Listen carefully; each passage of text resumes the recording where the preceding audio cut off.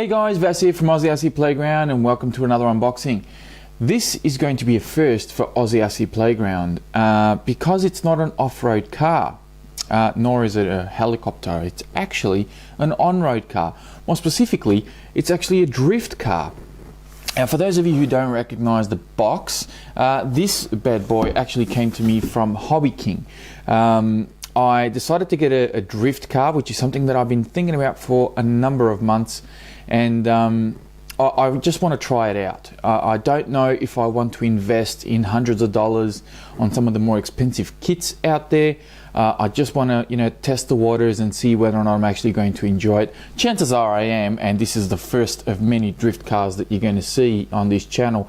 But I just want to make 100% sure that I'm actually happy drifting, and that I can actually learn how to do it. And of course, this will be a great experience for everybody else who's been thinking about drifting or who hasn't done it before. And we can all go on a bit of a journey together and explore drifting and learn how to do this. So I've started off fairly cheaply. This is the Mission D GTR drift car, four-wheel drive drift car from Hobby King. I believe these are only available from the global warehouse. So for those of you who are in Australia and want to buy one of these, unfortunately you can't get it at the Aussie warehouse. You're going to have to go the global and fork out about 30, I think it's either 30 or 35 bucks for postage, which kind of sucks, to be honest with you. But if you want one of these, and all up, it's going to owe you, I think it's about 120 bucks delivered. Now, this comes almost ready to run. It's basically a bind and drive type of scenario. They give you everything except the remote. So I'm going to stop waffling on. I'm going to basically show you that it does come with a neat little handle on the box. So you can actually carry this guy around if you want to.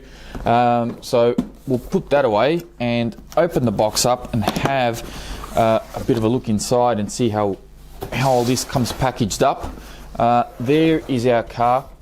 Sorry, kind of awkward, but you've got these airbags in here. Pull them out of the way. Now, what do we got? There's a little bag of goodies just here. Now that's all sticky taped on. Now they give you a couple of different styles of wings that you can actually put on the car, and I think there may be some side mirrors, unless they've already put them on. No, they're not on there. So I think there's some side mirrors and a couple of different spoilers, and I don't know, I think these are wipers as well. They actually give you wipers to put on the car. So there's actually quite a few little scale details that they include with this, which is kind of cool.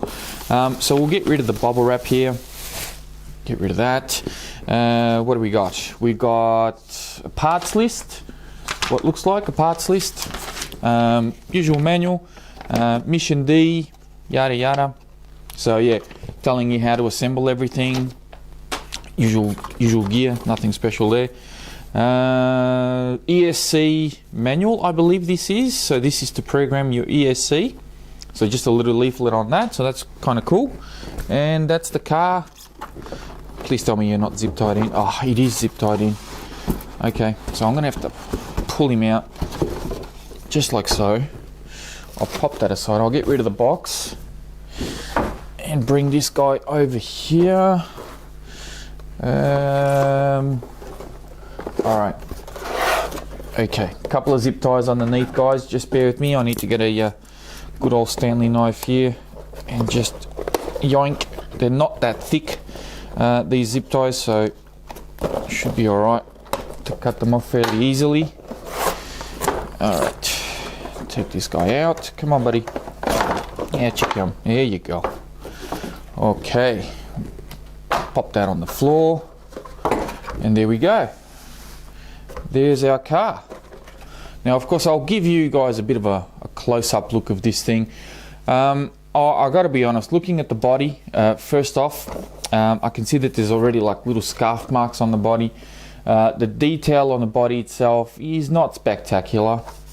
It's okay. I mean, for $80, $80 US, you can't, I don't mean to offend anyone, but you can't really expect too much. But there are, as I said, there are some cool features. Like for example, they've got disc brakes behind the rims, which is really nice. So that's kind of cool. Obviously, these body posts are quite high. I'm going to have to take these, cut these down a bit. Is it just me, or there's actually a plastic film on the body? Is that why the body looks the way it does? I'm going to have to investigate this. I think there may actually be. Yeah, there is. Okay, there's a plastic film on the body, so you got to peel it off. So that's why the body looks scuffed. I just realised that. So, see that there? You can peel that off. So that's why the body looks a little bit dull and a bit scuffed. Okay, so you can peel that off. So we'll get rid of that. We'll do that later. Finish that off. There's our car. So 1/10 scale. 4-wheel drive drift car, all plastic chassis, twin belt driven. From what I can see, there's only 2 belts. Yep. Now this does come with a brushed motor. It is a 22 turn according to what I can see there, but it is a modified motor. Comes with bullet connectors for the ESC, which is a bit of a hassle for me because I use Dean's, so I'm going to have to swap that around. That's not a big deal. Cables are there for your receiver, so you'll have to find a spot to put the receiver. I would say that the best spot for the receiver is probably going to be sitting on top of this steering servo. Steering servo is actually in the middle of the car. It's not towards the front, as is the motor. The motor is centered or semi-centered in the chassis. And the steering servo is pretty much in the middle. Your battery pack sits along the back here. You've got also, I'm just looking at all of this as I'm talking to you guys because this is all new to me. A drift car is something that I haven't, and you can see that there's no grip on these tyres. These are quite a hard plastic, so really there is a tread pattern on them, but quite a hard plastic, obviously for drifting. You've got aluminium shock bodies all the way around, and they are threaded, so quite easy to adjust your spring rate. Very, very low to the ground, obviously, being a road car and a drift car. Foam bumper up the front. And that's pretty much all I can see. There's no sway bars or anything like that. Now, drift cars are supposed to have a pretty good angle of turning, and that's not too bad. You can see how it's kind of offset. So when you turn, this wheel kind of goes up. I don't know if... I think, yeah, I'm pretty sure that that's how they're meant to be. A lot of drift cars, I think, are like that. Drifting is completely new to me. I've never owned a drift car. I've owned road cars like this before, but they've all been touring cars. They've all had grip. So a drift car like this is foreign. So forgive me if I don't cover something off, or if I seem to be a bit of a noob to this, because I am. But you know, looking at the car, there's multiple adjustment points on the shock towers. The plastic seems to be pretty good, guys. I'm actually pretty impressed. Chassis is very rigid. All the plastics on the upper deck are actually quite rigid. Very impressed. They've got hex screws all the way around. So I don't see any Phillips heads at all. It's all hex, which is great. I'm actually quite impressed with the overall layout, and they've also got droop screws on the A-arms, so you can adjust your ride height quite easily. So they've got droop screws on the A-arms already pre-installed.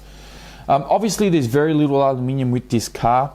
You know, your turnbuckles, you've got adjustable cambers and toe, front and rear, although there's no toe adjustment at the rear, but you know, I'm actually quite impressed with this. I have to say that, you know, for the money that it is, the steering servo doesn't have any brand on it either. So I don't know what brand that is, or how good that's going to be, how fast it's going to be. I will ask the question, and I think I know the answer to it. But, you know, for those of you out there who do drifting, you know, what would be a recommended steering servo? How fast would you expect it to turn? I'm assuming you probably don't need something with a lot of torque, I could be wrong, but I'm assuming you don't need anything with too much torque. You actually do need something with speed. That's my theory. So I asked the question, what would be a good steering servo, at a reasonable price. I don't want to spend more on a steering servo than what the car is worth. But if you guys know of a decent, servo out there, let us know. Or if you have one of these and you find that this steering servo is fine, then that's fine as well. I'd appreciate that feedback too. One thing I do want to do with this car is I actually want to show you my very first driving experience with this car. So I've got an idea that I've been toying with, and the whole reason why I bought this car as well, to do a bit of a drifting video for everyone. And I want to, I think it's going to be a bit of a light comedy, because I've never drifted before. No one that I know has ever had a drift car. I've never had my hands on a remote on a drift car, and I want to share my very first experience, the very first time I punched the throttle on this thing, and just see how it goes. I think it'll be rather humorous and humiliating for me at the same time. So I'm pretty sure I've covered everything off. We've got if you guys have any questions about this car, by all means do let me know. Post them on down below, and I'll do my best to answer them. If I've missed something, if you want to know something specific about this car, just shoot us a little message down below, and I'll do what I can to answer. I've also noticed as well, the chassis has actually got these vents here for the motor. So the motor is actually right, so that's right for the motor. So because the car isn't traveling at very high speeds, being a drift car, that makes perfect sense to me, to have airflow going to the motor to keep it cool. So I think that's actually very good engineering there. I'm actually quite impressed with those two vents. But overall, I have to say I can't wait to get this guy, binded to one of my remotes, which will most likely be my FlySky remote, which will be this guy here. So I'll get. I've got a spare receiver sitting in the cupboard behind me, so I'll bind this up and get a running video out to you guys very, very soon. The beauty about this car is I don't have to wait for the weather to clear up. I can actually do some drifting, just in my garage, which is exactly where I plan to practice with this car before I take it out on some big car parks or something like that. So stay tuned for a running video, which will be coming up pretty soon.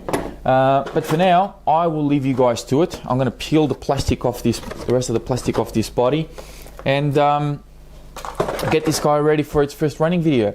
So thank you very much for watching. Hopefully this was informative or even entertaining for you. And if you did like it, make sure to crash the like button before you go. And if you haven't already, make sure you guys subscribe, so you guys can stay up to date with all the videos I've got coming up. Thank you very much for watching, guys, and I'll speak to you next time.